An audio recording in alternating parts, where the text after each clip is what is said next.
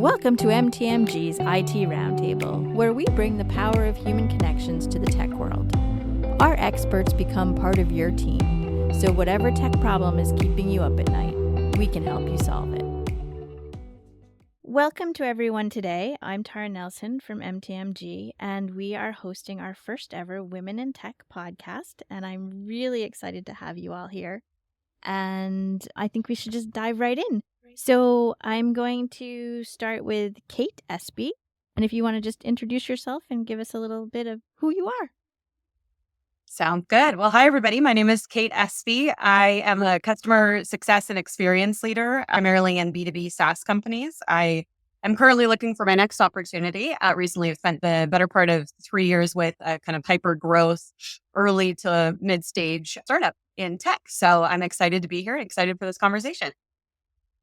Thanks so much, Cait. And Lauren Harper. Hi, good afternoon. I'm Lauren Harper. I am currently working for ServiceNow, supporting operations for resale ops, and we are just hitting the ground running. I started there in July, and we're looking at all things that are crazy in the world of resale and partner relationships, and trying to make life a little bit easier and better for everybody, our internal customers, which is our stakeholders and our sales makers, and also our external customers being our partners. It's been quite a journey since July, and I'm looking forward to continuing growing there and building out our teams. Thanks so much, Lauren. And Catherine just got bumped off, so we'll go on to Melinda Kinney. Hello. I'm Melinda Kinney. I am in the Midwest. It's a unique location for somebody who is immersed in hospitality. You don't think of the Midwest when you think of hospitality. I have been in and around hospitality now for nearly 30 years. I have done a variety of different things, consulting, project management, that sort of thing. Now I am with an IT company, Blue IP. We telecom solutions and AI solutions for hospitality. I also have a side business where I do consulting and voiceover work. So I have been very involved in technology when it comes to the telecom and AI side for the last 10 years solely. Okay, thank you, Melinda. And Rene Little. Hi, I'm Rene Little, president of Soleil Conseiller, an a boutique IT project management consulting firm. I specialize in rescuing, recovering, and reviving high stakes initiatives that are failing, and also in fast tracking high stakes project initiatives that have a short, tight timeline. Excellent. All right, Danielle, jump right in. Hi everyone, I'm Danielle. I'm based in the southeast of the UK. I have worked for an ISP in telecoms since 2017 now. I'm currently the head of partnerships and marketing. We're in the middle of a big growth stage, and we're launching initiatives such as our Ladies in Leadership, which I've spoken to Tara about. Just about, you'll have to excuse me, because about 25 minutes ago, we hit our first 1.5 million month in contract revenue. So we're bouncing off the walls because our highest previous has been 400. So we're really flying high today. And that literally just happened before I joined this podcast. So there's a lot going on outside this door that I won't tell anyone about. Well, congratulations. Thank you. Yeah. But yeah, I'm really looking forward to today. I'm really happy to meet everybody and looking forward to seeing what sort of conversation we end up having. Great.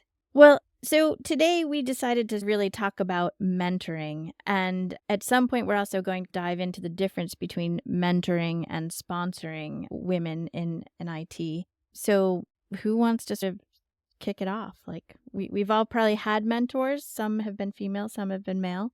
As Melinda likes to say, there's always the benefit of no line in the ladies' room, which Danielle appreciates. I did appreciate that one, yes. I did tell all the boys in the office today, though, that we will have a queue at the ladies' room today because we have all of us here. All right, so who's got a good starting story of how they like to be mentored or how they like to mentor? I prefer to mentor in an informal way. Mm-hmm. So I have yet to mentor through like an organization set up for that purpose. Usually it's been someone who's reporting to me or someone who works with me who I see has an aptitude and an interest, and then start the mentoring relationship just very, very informally, making sure that, yeah, this is something that they want to do. And then, yeah, taking them under my wings, basically. That's great. Go ahead, Melinda. I was going to say, I've never really had a formal mentorship, I guess. It's just friendships or, office relationships have kind of turned into that. I've had the opportunity to have some great advice, especially when certain challenges come up.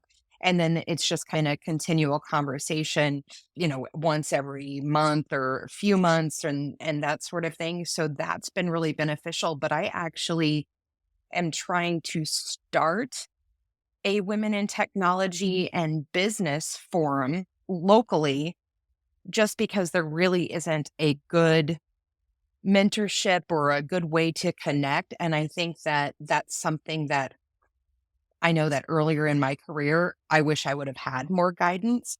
And so I think that that's something that is missing, having lots of different resources to go to have that mentorship, to have some good advice when you need it. So I'm trying to start something locally just because I feel like it's something that it's been difficult to have formal mentorship relationships. You should talk to Danielle about that then. Yes. She has an amazing group that she might want to just tell us a little bit Well, about. that sounds awesome. Yeah, no, absolutely. Like Tara said, I'm trying to think how long ago it was. I think it was maybe around 18 months ago. As a business, we decided to, so it was not a personal initiative, it's our business initiative that I just supported to lead. We set up a group, but the way we set up the group, maybe not very conventional. It was a case of scouring and selecting people one by one who we thought would collectively come together to make a really fantastic representation of women in tech. I scoured LinkedIn and went through and looked for people who are really active on LinkedIn, who had been in tech for a long time, who had a lot of experience, who were happy to share their knowledge and experience on LinkedIn. Because if they're happy to share it there, the likeliness is they were happy to share it within a group. We did a big day out at Ascot Racecourses, which is a nice day out for those who are over in London.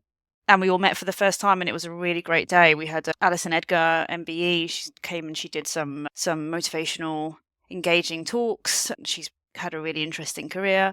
And yeah, it was a really great day. And from then on, we're trying to now grow and expand that scheme into not only how can we support each other, which we have done since. We have our own private group where we all discuss and have a free space, a safe space to ask questions or raise concerns of things that we might be finding challenging during our working lives.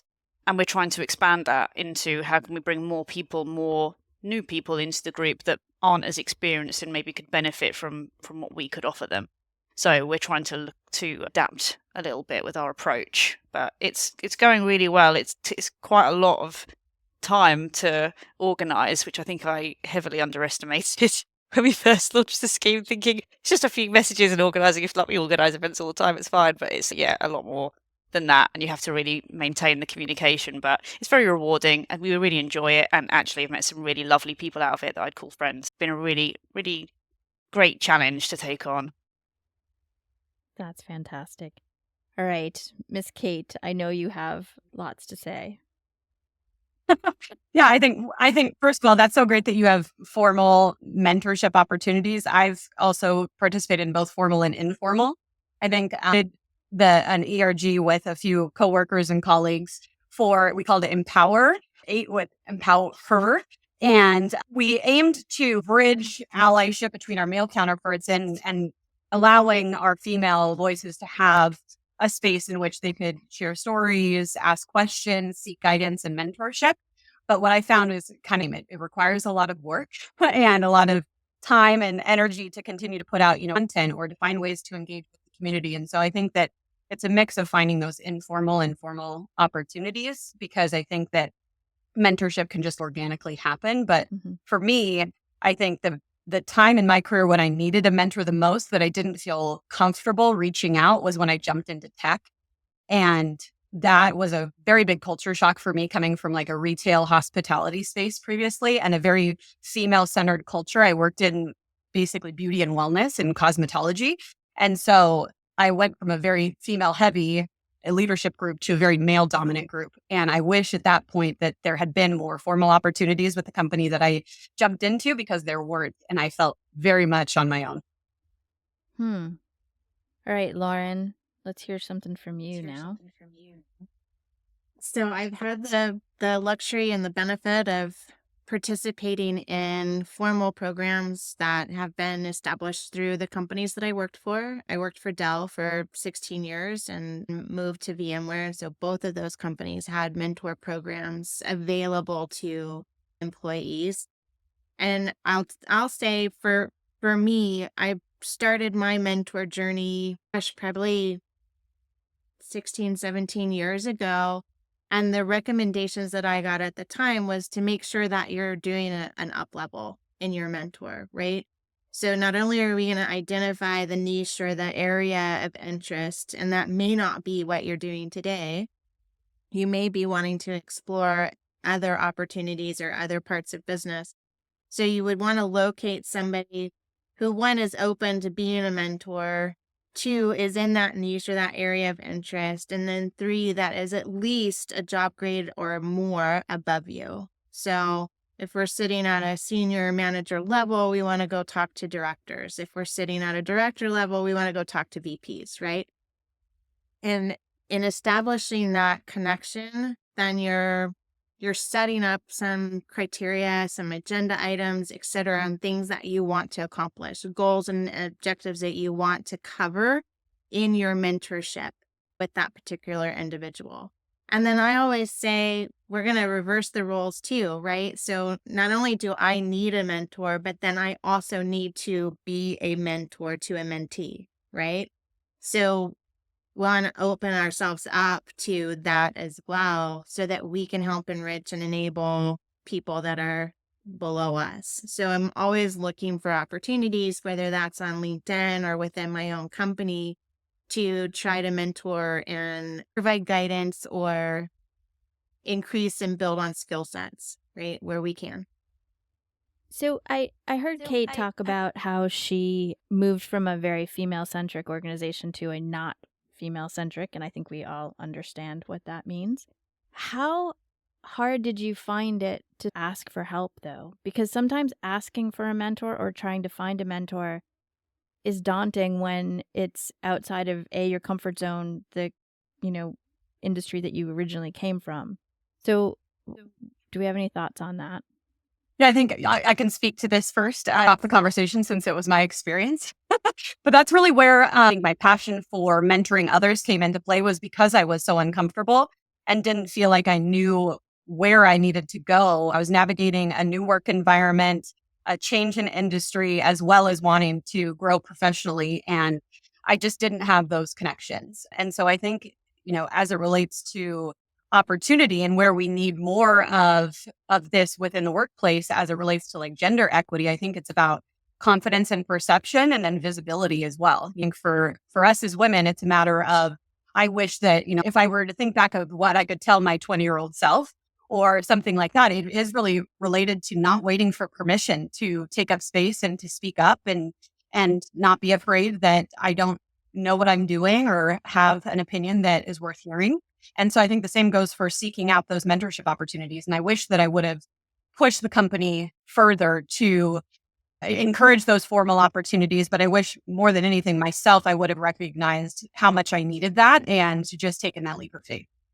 That's a really excellent point, and it just makes me smile because a mentor that I'm actually working with today gave me a good quote. I have it written here at my desktop, and it's basically, we aren't asking for permission, we're asking for alignment. So when you're having your conversations with those, skip levels or your cross-functional team members or peers, where you're trying to play at the table and have, a voice and strategy, when we make our points, we're not asking them to give us permission to have an opinion or to give us permission to have a point. We're asking them if they're aligned with what it is that we're saying. I like that. I really like that too. All right, Melinda, you're shaking your head, but Yeah, it's interesting for me because I have been in technology for so long, and it's nice to see more and more women at events and interact with more and more women when I'm speaking with customers or potential clients. And that is so awesome to me to see so many more women in IT, in hospitality. But going back, it would have been really nice to have the insight that I needed that. And I would have gotten much further in my career much faster, I think, if I would have had some of that guidance. And I think that's why today I'd like to help others, especially here in my area, and start doing more mentoring and that sort of thing. I think it's so important. And I don't think that people know how important that is when they're fresh out of school or they've got their first big time job. I just don't think that it's conveyed how important it is and how important it can be for your future career track. agreed. Yeah. Yeah, I'd like to like piggyback on what Melinda said. So my journey in IT, I've been in IT for over 25 years, primarily been as a consultant.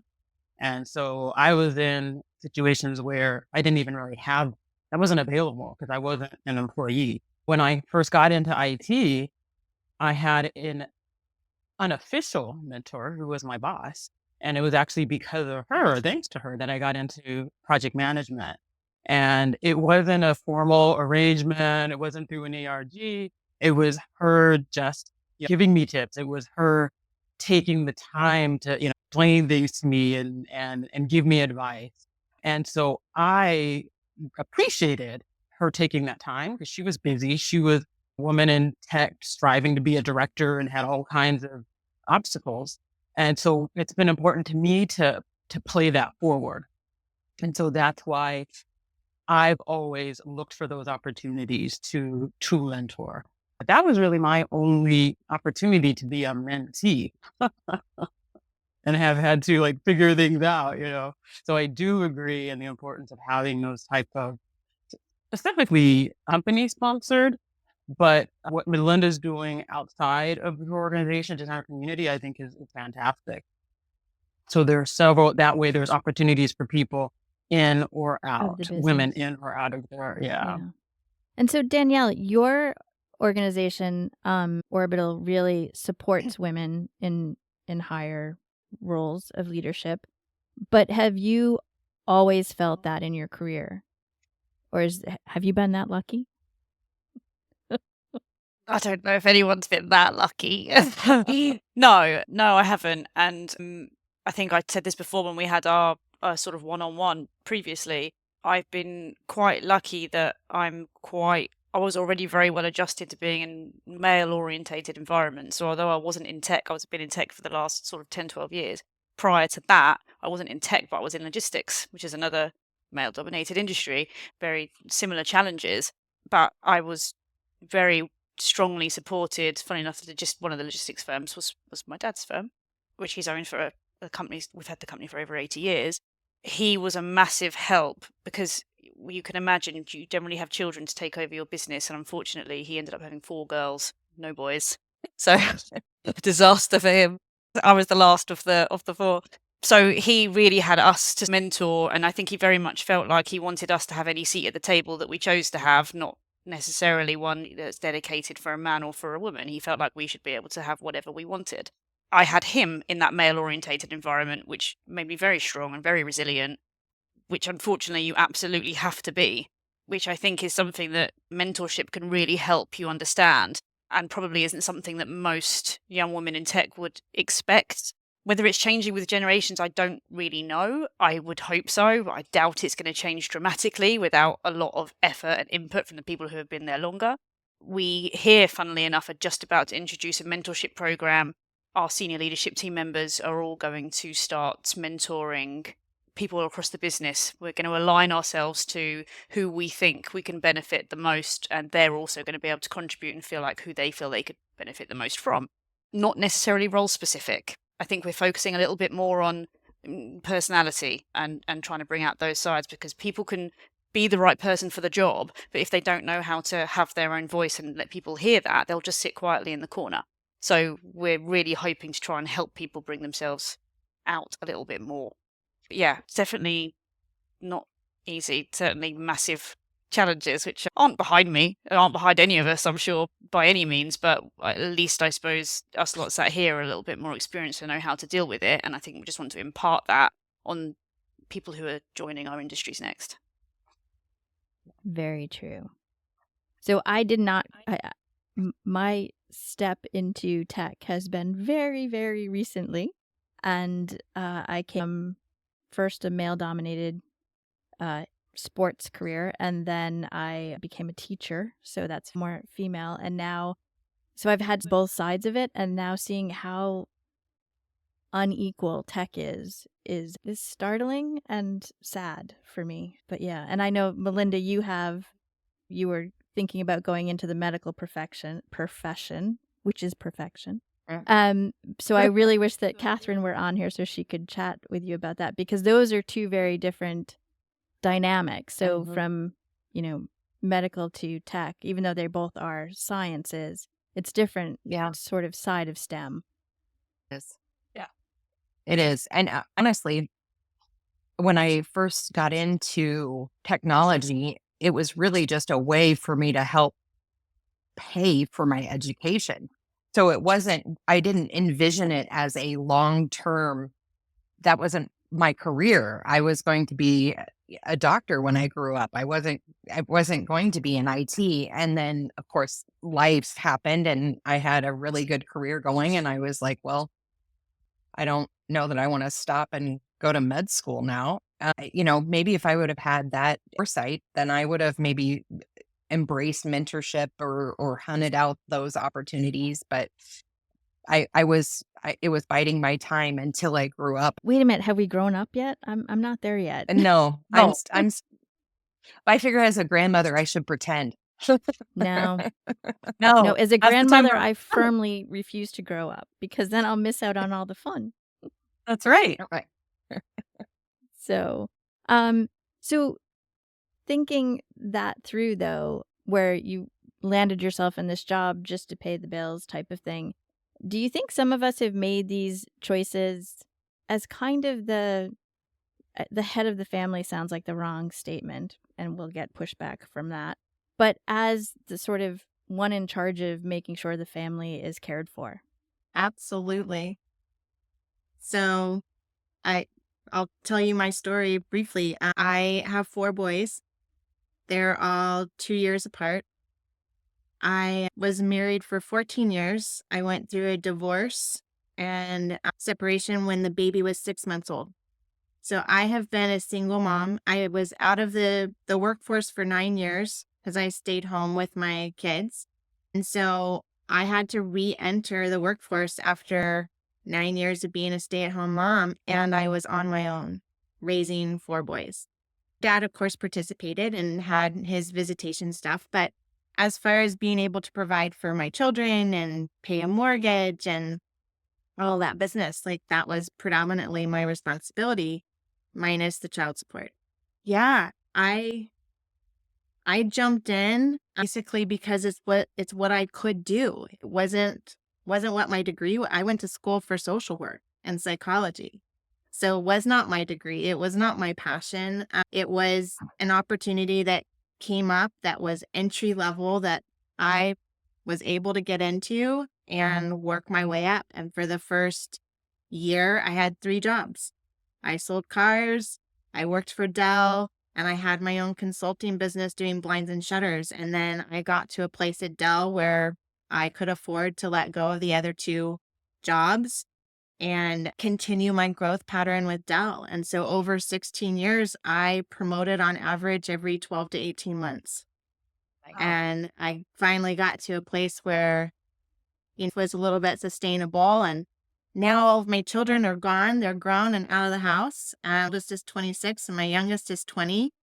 And I'm living the second chapter of my life. So looking forward to continued growth and success with the new company and, just making sure that I continue to evolve and move forward in my journey.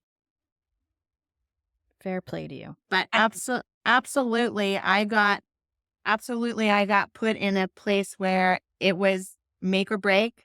I had to do it. I had to be successful, and I was dependent on myself to be able to support my children. So I think your story, Lauren, is incredible. At that level of resilience and grit, I think a lot of us can relate to. And I find that incredibly motivating. I think that I have a somewhat shared experience here with being kind of primary financial provider for my family after my husband was diagnosed with advanced stage 3 cancer in 2018 at, I think he was 31, 32 at the time. And it totally threw us for a loop. And so it wasn't long after he finished all of his first rounds of treatments and surgeries and all the rest that I decided that I'd been with the company for almost 15 years. And it was a time where I needed to make some really tough decisions about what we were going to do and what I wanted and what my growth looked like. And so I have first jumped into tech after that cancer journey with my husband, but then after, for additional growth opportunities like yourself, and I continue to put myself in more advantageous positions for lucratively for my family, or because I want to be a lifelong learner and keep pushing myself. I think that I'm very career driven in that way. I just want to keep, going and trying new things and bridging industries and all the rest. But I think it brings up a really good point as to the level of caregiving or the prioritization for women in the workplace. And I know that the pandemic especially kind of exacerbated that. I think that women were disproportionately affected by the pandemic in terms of the workforce. I know that there was over 2 million less women in the workforce in October 2020 than there were the year prior because we had to stay home and make sure our families were taken care of and worry about child care and all of the other things. And so I think that we all very much can relate to that experience. So I agree. And I think what might also be missing in hearing these conversations is that we not only need to mentor in our specific industries, but we need to mentor more women in how to juggle these things. That's something did anyone ever tell you how to juggle your job and rail against the male-dominated society and how you were going to feed your kids all at the same time? And oh, by the way, learn every issue that might affect a child or a baby or anything and childproof the house. And there doesn't seem to be a lot of support for that. I feel like maybe that's an area that is missing. Well, I think that's a important conversation to have as well. And I think what bridges into that is your workplace, right? And the ability to work from home. And a lot of companies these days are venturing back into making it mandatory to come into the office. And there's this sense at least online on LinkedIn that I'm seeing where, almost like there's this air of entitlement to be able to work from home that's coming from maybe the pandemic where people have realized that the capability is there. We can work from home. We can be productive. But I'll tell you, I was working from home long before the pandemic, and the ability to have that flexibility in my work and to be able to pause and go pick up children and come back and organize my schedule in a way where I could be that sole primary provider and supporter of my family was such an awesome benefit to have that I think we're doing our women and our people in the industry a disservice by making mandatory to come back into the office. If we can't evolve and grow from what we've learned, right, and at least have some flexibility where that's concerned so that we can help support our women and our men, because now we have men today that are wanting to stay home with children. They would like to do that. You know what I'm saying? And we have women that want to go be the primary provider. And so if we can support both sides of that fence and allow for some of that flexibility, yes, there are roles where it's more advantageous for us to be in the office, But where we can have that flexibility and be at home or be somewhere else in a remote location, taking on the same task and roles and responsibilities and being productive, then I think that flexibility should absolutely be there. I agree. Agreed, 100%. So we are approaching a time deadline for a couple of people that have a hard stop. So if you don't mind, I'm going to switch gears a little and go into the quick on our normal podcast. We do these more than mere genius questions where we delve into the person, but obviously with all of us here, there's not enough time for that. But if I could ask you to think about one piece of advice you would give your 20-year-old self, what would that be? Danielle. Oh, you'd have to ask me first, didn't you, Tara? And this has been a bit of a topic for me lately, for me personally, and also for someone else who I'm looking to potentially mentor in the near future, is how to try and this isn't always an important thing to do, but sometimes it really can be, how to emotionally disassociate from decisions. Sometimes decisions that are made you might disagree with or agree with, and we can all be passionate and should be about our roles. That's what make us particularly good at what we do, is the more passionate and how much more we care about something. But sometimes that emotional attachment to those decisions can become like a bit of a cloud, and I often try and find myself trying to clear that fog away and really trying to assess whether I'm making a logical, sensible decision or whether I'm being led too far by emotion. So I think if I could go back to my 20-year-old self, that's probably what I'd tell myself. Don't react, think, process, then react, rather than just reacting straight away. That's something I've definitely come across. It's a lot of it will be a personality thing, I'm sure, but that's definitely something I've come across in my last, actually since I started work. I can think of so many examples of that. It's clearly something I haven't been successful at overcoming yet, if I'm still experiencing it. But yeah, that's definitely my piece of advice for myself. Okay. Cait. Well, first, I love yours, Danielle. I think that's great. And that's a good reminder for me too.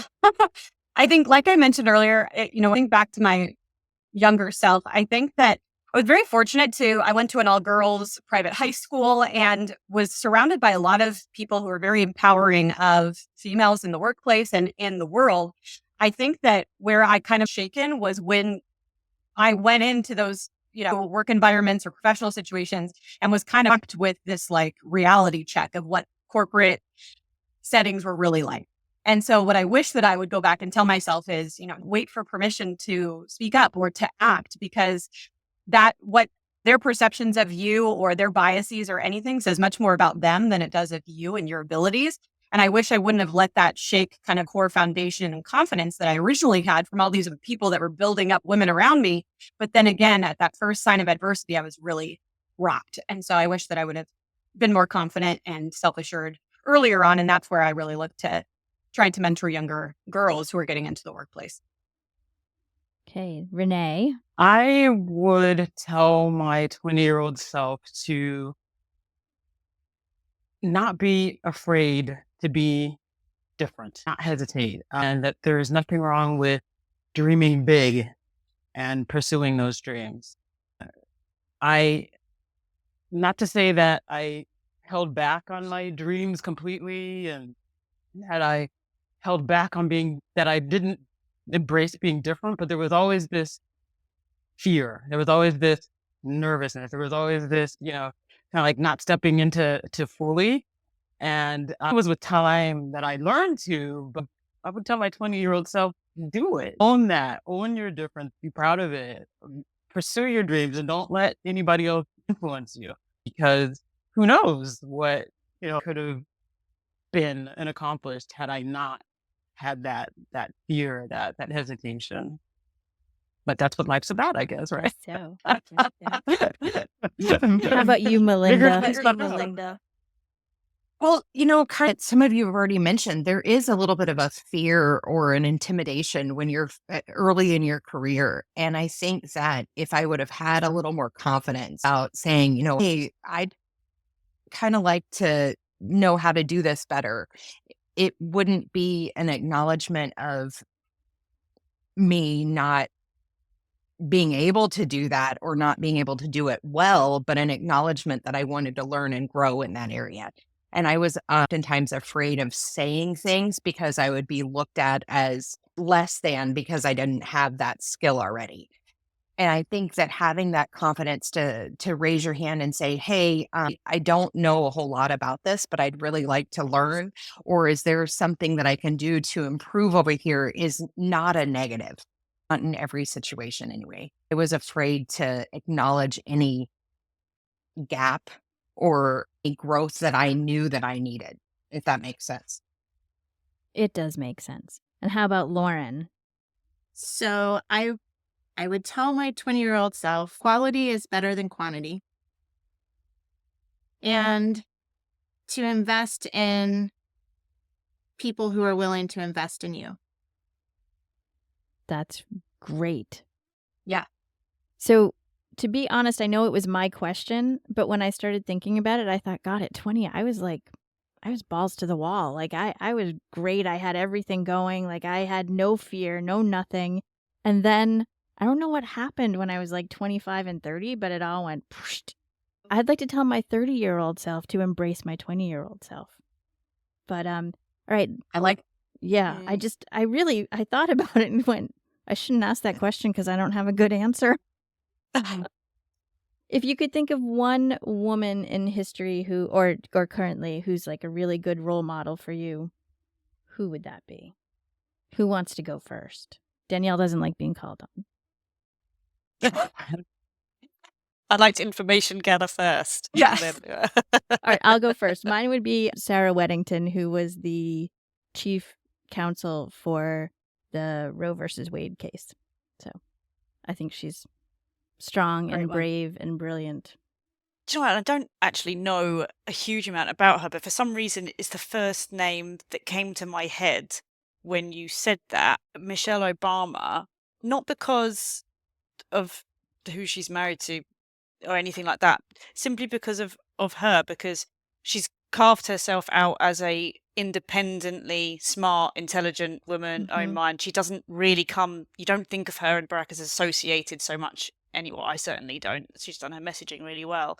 But she also didn't allow the relationship to become something that she then couldn't talk about. She somehow managed to maintain the fact that, yes, I am married and I am in this relationship. That isn't what defines me, which I think's very challenging thing to do when you are married to the president of the United States, to not just become a side piece, but to carve yourself out independently without having to discard the fact that that relationship even exists. I think is a really impressive thing that she's done. And she's always very dignified. And I think I very much try and carry myself the same way and always maintain dignity no matter what I do and try and lead by example. And it's certainly what she seems to do. Excellent. Anybody else? That's interesting. Interesting that you said that because I had the exact same meme popped in my head. And I was just like, she carries herself in such a way that commands respect, right? It's not demanding it, it's commanding it, right? And she puts herself in places and aligns with people and organizations that help promote the things that she's passionate about. And she does it with such grace and humility, in my opinion, that I really admire her. There's not a time where I wouldn't want to watch her or listen to what she has to say. I should caveat mine. I wish I could have said one of our female prime ministers in the UK. Unfortunately, they're not people you want to look up to, unless we go all the way back, maybe to Margaret Thatcher, and even then we're still a little bit questionable. So the US is obviously leading on that front. Well, except we haven't had a female president. Not yet. I would like to bird Michelle Obama for all the reasons that were said, and then I'll add someone else to the mix. I really admire Oprah Winfrey. You hear your history, her humble beginnings, and the adversity that she went through, become who she is now. It's very touching, and I also like her philanthropy. She's a billionaire, I'm sure, and yet she she gives of her time and her resources to help build women up, even starting with girls, right? She founded some schools in Africa to educate these young girls and give them an opportunity. So I like that combination of her being a self-made woman and then helping other women, the next generations to succeed. All right, Cait, now the floor is to you again. Well, I think I could force the Michelle Obama and then second the Oprah as well, because I think these are certainly great women that I'd love to be in the room with. I think I'm currently reading The Let Them Theory by Mel Robbins. And so she's top of mind for me because I think she has a lot of great ideas as it relates to the conversation we've had today around confidence building.